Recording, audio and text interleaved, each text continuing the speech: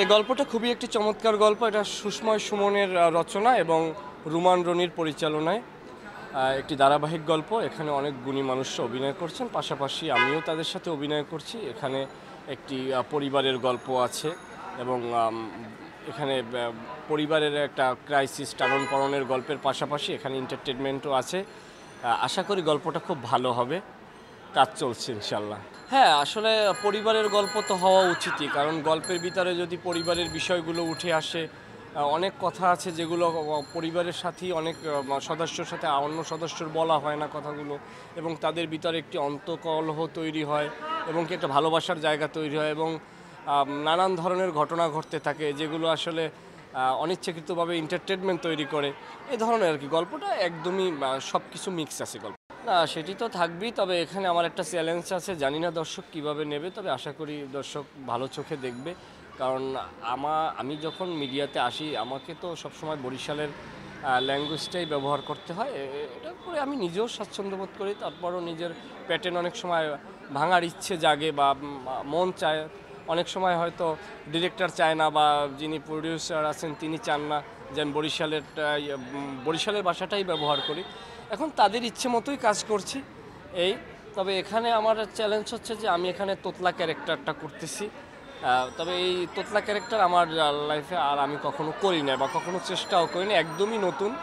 সেক্ষেত্রে এই ধরনের একটা সিরিয়ালে যথেষ্ট আমার উপরে মানে চাপ যাচ্ছে, চ্যালেঞ্জ বলতে পারেন। ভয়ের একটা ক্যারেক্টার ছিল, এইটা আমার একদম শুরুর দিকে টেলিভিশনে সুব্রত কুমার সঞ্জীব পরিচালিত একটা টেলিফিল্ম হয়েছিল।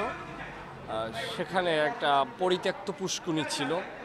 পুষ্কুনিটা অনেক আগের জমিদার রাজাদের ছিল। সেই রাজকীয় সেই যেখানে শুটিং হয়েছিল সেই শুটিং সেটটা হচ্ছে কলসকাঠি, এটা বরিশালের বাকেরগঞ্জের ভিতরে অবস্থিত। সেখানে রাজাদের পরিত্যক্ত বাড়ি এবং পরিত্যক্ত পুকুর, এবং পুকুরে কেউ নামে না কখনো, সেখানে আমার সাঁতরাতে হবে। এবং সেটা প্রায় 200-300 বছর আগের পরিত্যক্ত পুকুর। সেখানে আমার একটু ভয় লাগছিল, গা ছমছম করছিল। তারপরও আমি আর কি চ্যালেঞ্জ হিসেবে নিয়েছিলাম যে এই পুকুরে আমি নামবো। আমি একদম প্রথম দিকেই আমার কেরিয়ারের প্রথম দিকে যখন আমি ইউটিউবে নাটকগুলো করতাম বা কন্টেন্ট যেভাবেই না কন্টেন্ট, আমি তো সামাজিক বিভিন্ন গল্পই করতাম। আমার ঢাকাতে আসার পেছনে প্রথম যে ডাকটা এসেছিল নাটকের পাশাপাশি সিনেমার একটা অনুদানের সিনেমা ছিল বকুল কথা। ওই সিনেমায় আমি প্রথম ডাক পাই এবং সেখানে অভিনয় করি। যদিও সিনেমাটি এখনও মুক্তি দেওয়া হয়নি বা কী কারণে সেটা আমি জানি না। পরবর্তীতে তো আমি রাজকুমার সিনেমায় অভিনয় করেছি, তা অনেকেই হয়তো দেখছে। এই দুইটা সিনেমা আমার অলরেডি করা হয়েছে, একটা মুক্তি পেয়েছে আর একটা পাইনি।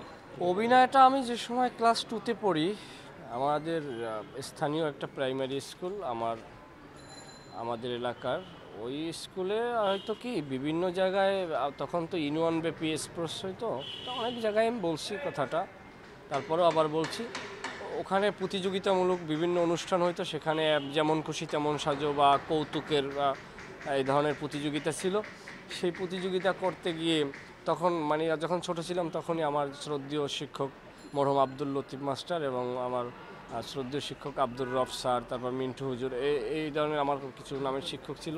তারা আমাকে প্রথম এই প্রতিযোগিতায় অংশগ্রহণ করায়। তারপর এক এক করে আর কি আমার প্রতিযোগীমূলক অনুষ্ঠানগুলো বা বৈশাখী অনুষ্ঠানের এইগুলা অনেক মানুষের কাছে আর কি জনপ্রিয়তা পায় ছোট থাকতে। তারপরে আমাদের কুয়াকাটা শিল্পী গোষ্ঠী নামের একটি নাট্যদল ছিল, সেই নাট্যদলে আমি অংশগ্রহণ করি। সেখানে আমার দীর্ঘ বছর কাজ করা হয়। তারপর আবার কিছু বছর আমার নাটকের সাথে বা অভিনয়ের সাথে যুক্ত হইনি আর কি, কিছুটা দূরে ছিলাম। তারপর 2020 করোনাকালীন সময় আবার যুক্ত হই অভিনয়ের সাথে।